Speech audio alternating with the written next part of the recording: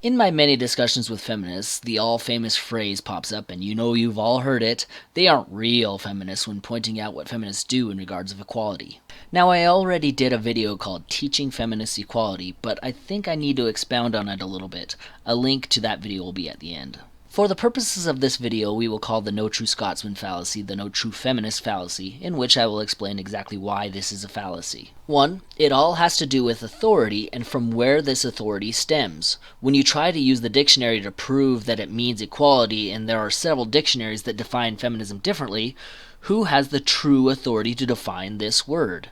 Which dictionary has the true definition? Who is the main figurehead that has the authority to give this word meaning? If the authority lies with society, then society already disagrees that this means equality. If the word means something different to everyone, then the word is meaningless and isn't needed at all. 2. If we're going to pick and choose between dictionaries, the feminists that only focus on women and don't care about men and only focus on gaining rights for women, according to the Oxford definition, they are feminists, and it doesn't matter how sexist they are against men. This also gives other feminists that are not like you the ability to take your label away because you don't act the way they define feminism.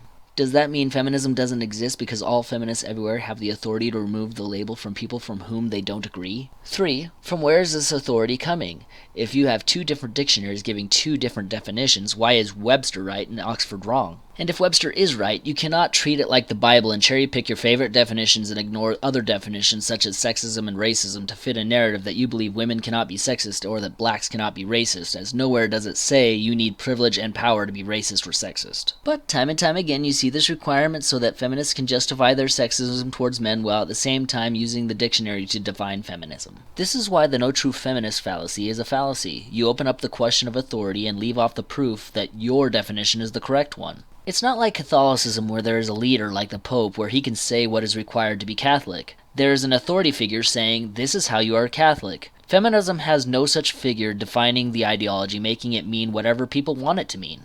No one book holds the true definition because the definition varies and sometimes greatly depending on who you talk to. And since the label is self-identifying, no one has the authority to place or remove the label as much as feminists want to be able to. Neither dictionaries nor you have the authority to define feminism. Feminism is defined by its actions, not based on a book. If you insist on using the No True Feminist fallacy, from here on out I will ask you based on whose authority did you get permission to remove this person from the feminist ideology, Merriam or Oxford? And who is the decision maker that decided that your choice was the true choice?